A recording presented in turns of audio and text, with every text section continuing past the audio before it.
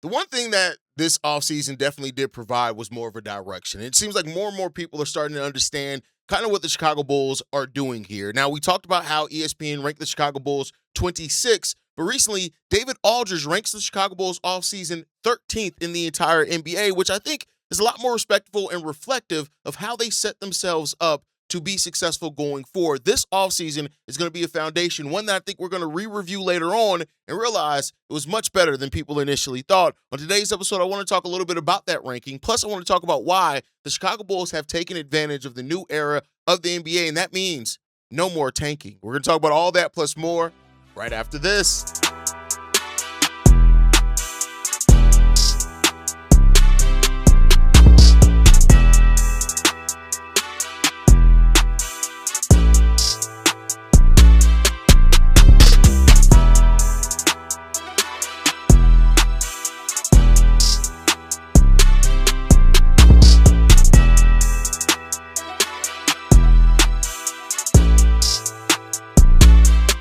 What's going on, Bulls fans? Welcome to another episode of Chicago Bulls Central, your number one spot for everything Chicago Bulls related. I'm the host here, Haize, but more importantly, you guys can follow the channel at Bulls Central Pod on every social media platform we happen to be on. With that said, let's go ahead and get into this content for today, y'all. So, this first season by Bryson Graham has, I think, set the Chicago Bulls up for a lot to change. Now, am I saying that things have changed absolutely right now?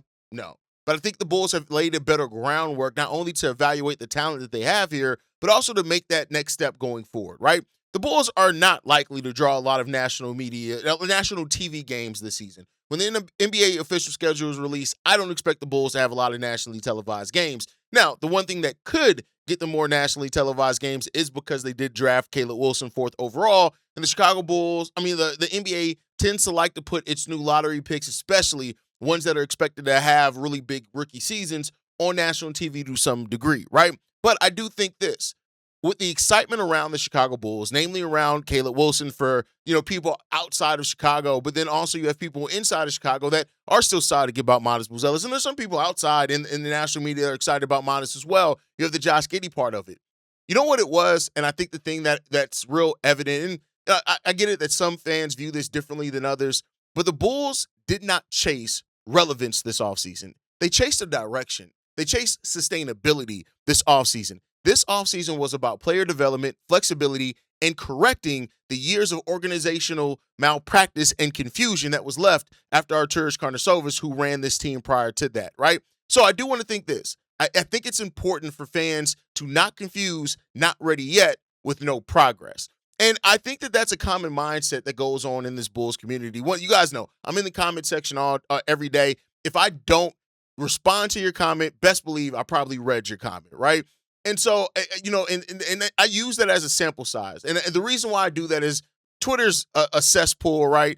Social media itself is kind of different. And not even as like a humble brag, we have one of the largest Chicago Bulls platforms here on YouTube. And so I feel like it's a nice kind of section to look at and say, you can pull a lot of what Bulls fans are thinking from this. And I do think, like, Bulls fans, like, almost every time you hear now the Bulls acquiring somebody, Bulls fans are like, but I thought we were in a rebuild. And I think that you have to realize first that rebuilds are different now. And, that's one of the things that we'll talk about. Rebuilds don't mean that you don't acquire talent. It doesn't mean that you sit on your hands and you just say, we're going to give these guys 3 years and then see, and then we'll add to it. It doesn't mean that. It means that you want to add, when you do go to add anything to this roster, you want to think about the fit. You want to think about what it's doing to help support the players you're trying to develop. That's what it's really about, especially if you're adding other young players to this team. But I want to talk about David Aldridge, right?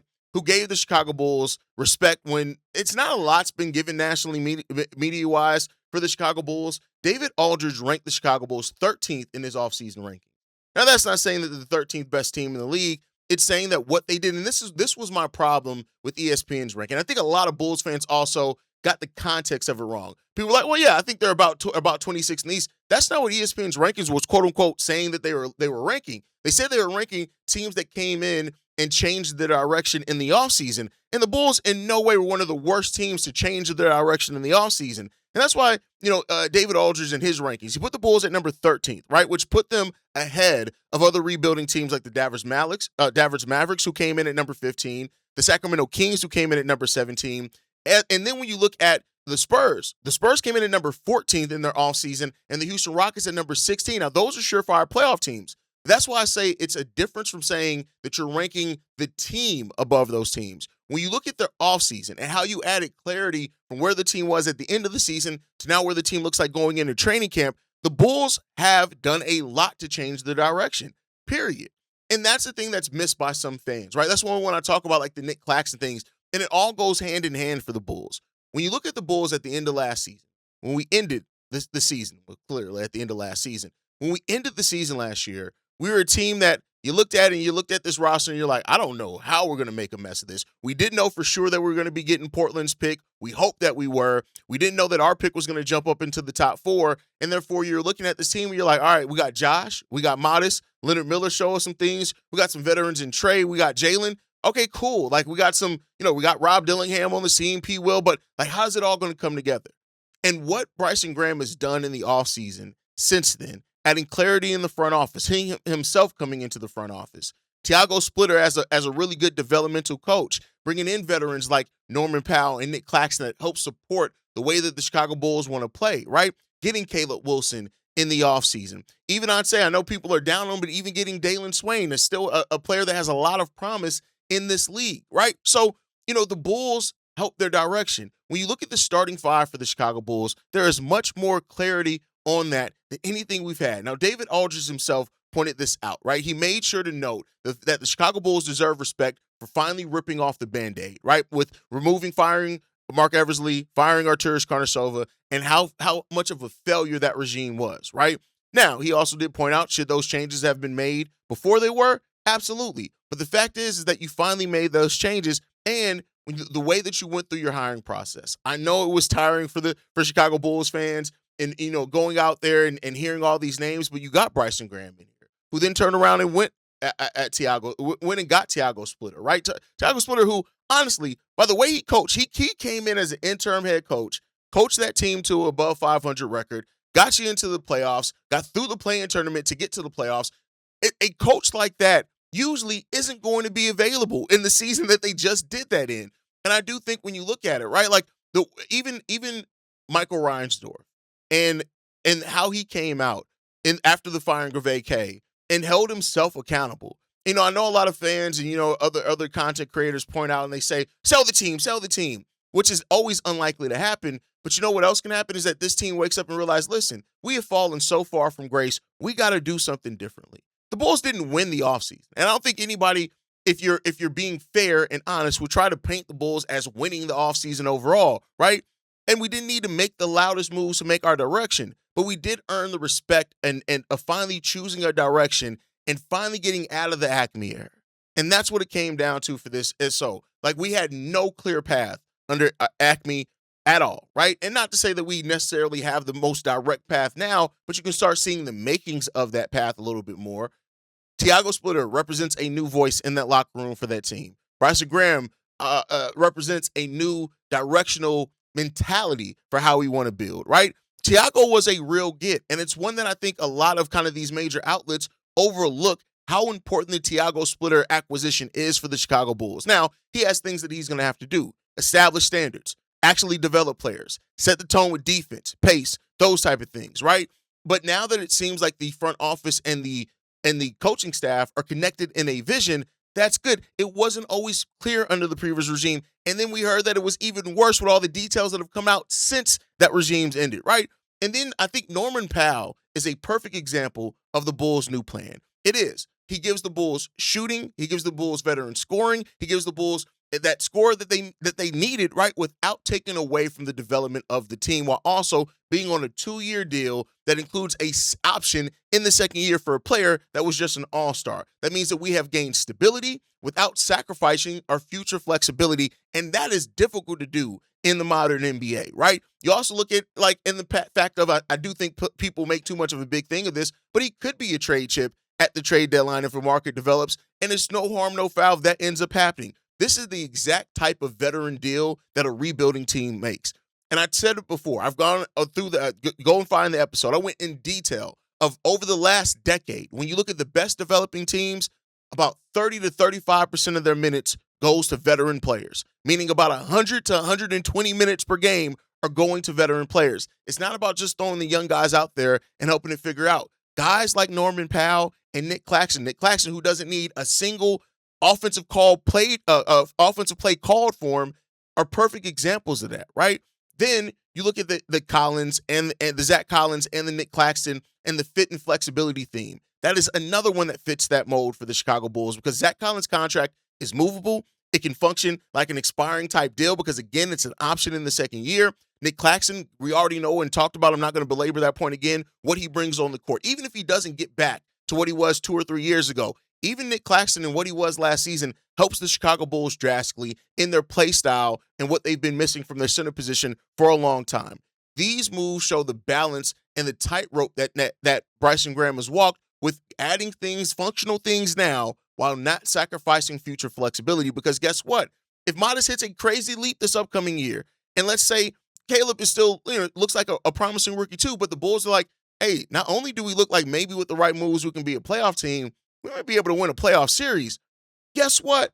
Bryson Graham is in a position, max level cap space, to be able to go out there and go after Jalen Duren, Peyton Watson. Any of these guys take the qualifying offer, you're set up to be players for those guys right now. Nic Claxton and Zach Collins do not get in the way of your development. They don't get in the way of you finding a center of the future if they become available. They don't get in the way of anything, but they provide something to this team. And I know people are down on Zach Collins mainly because the motherfucker can't stay on the basketball court. But when he's on the court, he's really good. And the Bulls have bet in a way on, all right, let's bet that depth. And if not, we got Jalen ready to go. We got other players ready to go. So, that could be the case. But then also the big hope in all this has been Caleb Wilson. He gives the Bulls real star level upside, and that could change the timeline depending on how well he hits that. One of the GOATs in this game, and I give so much respect to this guy because there would be no Chicago Bulls Central if it wasn't for Doug Tonis. Doug Tonis, I've been listening to Doug Tonis doing the Bulls beat literally since I think I was like 22 years old, working overnight at a hospital when I used to listen to him and C-Red Fred, and it was a couple other guys that had the podcast. I don't remember the name anymore, but I've been listening to him. Like Doug Tonis talked about on the Big Red Bus last episode how rookies don't necessarily help you win right away. It's a couple of years from doing that. Now, I think that there are some different, and he even said it, like there are, of course, exceptions to that rule, but you have now an opportunity to where you have a guy like Caleb Wilson that if he does start showing that star level upside right away, the Bulls can be there. Caleb Wilson is the big hope for this team right now. And I think when you look at it, the presence makes the rebuild already feel more exciting than hopeless, where it's been before, right? And I do think that the right player can change the direction of your franchise pretty easily in some cases. And that's what you're hoping that Caleb Wilson is going to be, which leads me to my next thing. I love that the Chicago Bulls have very quickly caught up to the modern NBA. While all last season, there was a conversation, there was a war, if you want to call it that, between, Bulls content creators and Bulls fans over the tank versus not tank. Now, the simple fact is, tanking don't work no more. Like, at the end of the day, starting with the 2027 draft, the 3 worst teams actually have worse odds than the teams that finish above them. So what does that mean? You are actually incentivized to do exactly the thing that the Bulls have lived in. That's the middle. Now, I will say this. It may be a little PTSD and triggering if the Bulls are in the middle again next season, but I want people to maintain and remember this rule now, is that being in the middle actually gets you better odds at the better picks. So, and it's different. If the Bulls are in the middle now because we're one of the youngest rosters in the league and we're developing guys, that's a lot better than being in the middle with guys on max level contracts that are 30 plus years old where the Bulls were before. So it's different, right? The 7 non-playing lottery teams outside of the bottom 3, they receive lottery the 8.1% chance at the number 1 overall pick, while the bottom 3 teams only receive a 5.4% chance. Now, make no mistake, there are going to be some teams that are in that bottom 3 that still do win the number 1 overall pick. It's going to happen because teams with bad odds have won the number 1 overall pick before, but it makes the Chicago Bulls offseason a lot more interesting because now you don't have to try to tank to get it. And again, go to another podcast. So shout out to my colleagues. Is that the right word? Will Gottlieb once talked about on an episode of CHGO Bulls. He said that, he had been a supporter of tanking because it had been up until that point the best way to maximize your chances to improve.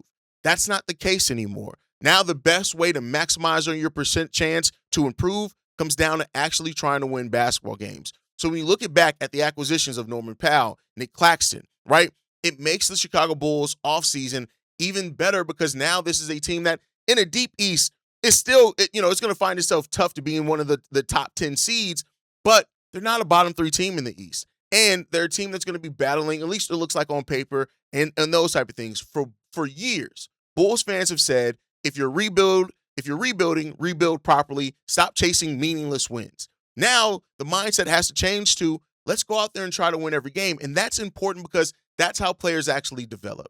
Players aren't going to develop by going out there and trying to lose games, by setting up your roster in a case to where it could be the worst possible. Players develop in structure. They develop when they're actually competing for games. You want guys that are out there trying to fight to win every single game. So now this creates a new philosophy that Bryson Graham and this Bulls team has to have, in the sense that you develop Modest, you develop Caleb Wilson, you develop Josh Giddey, you let Tiago Splitter truly establish a winning culture here, and then you keep useful veterans around your youngsters and do that. You try to win games, but then you maintain your legit lottery upside while you're trying to win games, whereas before, Bulls fans flipped out, and it was, I guess you could say, justified crash out when you think, oh, we're ruining our lottery position. Now it changed. You're actually benefiting your lottery position by every single win that you get.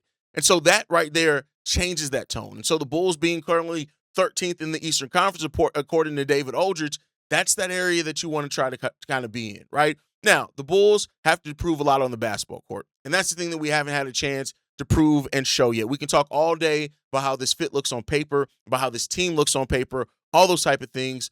But it comes down to when you're built. Now the modern building is try to win. Build a team. And that's what the NBA is trying to do by staving off tanking.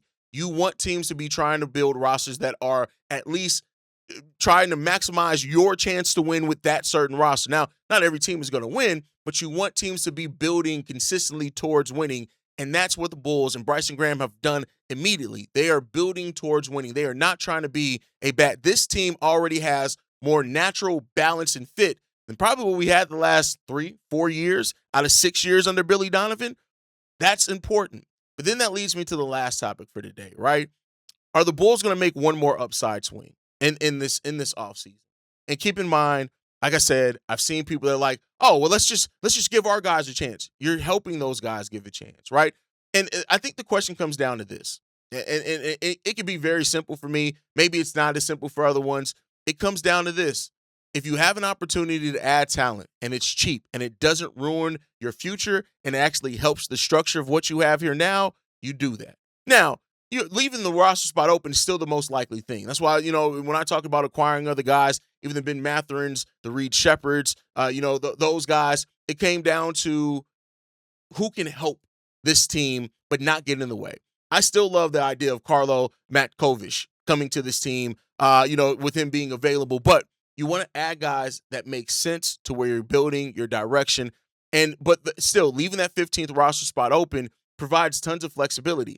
And it does seem like the Bulls are at least keeping in mind of, if we go into this trade deadline with us having cap space, with us, being a team that could help facilitate a 3-team trade, that's what it could. That's what the Bulls can do. And I said it on yesterday's episode. You don't have to fill your 15th spot, but you could pseudo do it because you can still play over 60 games of Donovan Donovan's not on a 2-way contract. He's technically on a G League contract right now. We'll see if he gets his 2-way. But Jalen Sellers, you can play Jalen Sellers over 60 actual NBA games before you have to convert him over. And that may be what the Bulls do. Get through the trade deadline, right? And then if the trade deadline passes, you don't facilitate, you don't take back a lopsided trade. Maybe you have already played 40, 50 games of Jalen Sellers, and then you're looking at it and saying, no, bet. Like, all right, Jalen, you finished in the regular season on the regular roster. Here's your promotion. You could very well do that. And that would be, again, a smart use of assets for the Chicago Bulls. So, it's going to be one of those things that are going to be continually questioned for the Bulls. What are you going to do with your upside swings? What are you going to do with your with your last roster spot? I said it on that episode the other day. The Bulls are going to continually be mentioned in these trade rumors strictly because of the situation they're in as a team, the open roster spot, all that type of stuff. I'm not like the rumors are going to be, we're going to cover them because we cover everything Chicago Bulls. I'm really more interested in just seeing what Bryson Graham does with it, how creative he does get with it. Do you go after a high upside swing like a Scoot Henderson? Do you go after a cleaner fit like a Jordan Hawkins? Do you do something like that, or do you do nothing? And I don't mean that in that it's negative to do nothing. It's patience. Patience may be the most mature move here that Bryson Graham could do, because another team is eventually going to get squeezed with their roster limits. Apron issues that are eventually going to come up. There's going to be a team that felt comfortable going into the season being in the second tax apron that's going to disappoint, and they're going to try to get below that, and they're going to make a trade at the trade deadline, right? So Graham right now can keep the spot open. It provides him leverage. It provides him flexibility. It provides him, an entry point to do business in some of those, right? You can take on a contract later if a pick is attached to it, if do some type of things, right? This is a different mentality than what we saw from AK. And the optionality is the real, cost that you look at there, and the opportunity cost. Optionality, people talk about the opportunity cost we lost with Nic Claxton. The real opportunity cost that the Chicago Bulls have here is the optionality that's in front of them that they have to move up, down, whatever it is, and to help facilitate. You can add a player that helps you to your future. You can take a bad long-term contract and probably get seconds. Not a lot of teams are giving up first-round picks for that anymore, but that's what you have the ability to do here. The question now becomes about what path do the Bulls carve out, and we shall see what happens with that one. But that's going to do it for today's episode, y'all. I want to thank you guys for tuning in, man. You guys are nothing less than amazing. Sound off in the comment section. I want to know how you guys feel about all of this, the Bulls offseason, the optionality, the changing of the tanking rules, and how the Bulls have set themselves up to not be in that regulation zone. Let me know what you guys think on that part down below. Make sure you guys like the video, subscribe to the channel, hit that notification bell so you never miss an episode or a live stream. If you're on the podcast side, go over to the YouTube side, hit that subscribe button. Everybody has a YouTube account. Go and hit that subscribe button. It's helping us get to our goal of 50,000 subscribers. If you're on the YouTube side, go over to Apple Podcasts, go over to Spotify. You're likely to have one of those. Leave a review over there, since you can't leave a review on YouTube. Help the podcast side grow as well. That's how everything can help, and we can synergize everything here as well. But other than that, make sure you guys follow us at Bull Central Pod on every social media platform. You can send us any feedback, questions, comments, concerns. bullcentralpod@gmail.com. And lastly, if you want to leave a text message and our voicemail for the mailbag, the number to do so, 773-270-2799. We're the #1 spot for everything Chicago Bulls related, but that is thanks to you, lovely and beautiful people. And like I like to end every episode on, go Bulls. Love you guys. See you right if you can, y'all. Peace. This has been a presentation of the Breaks Media.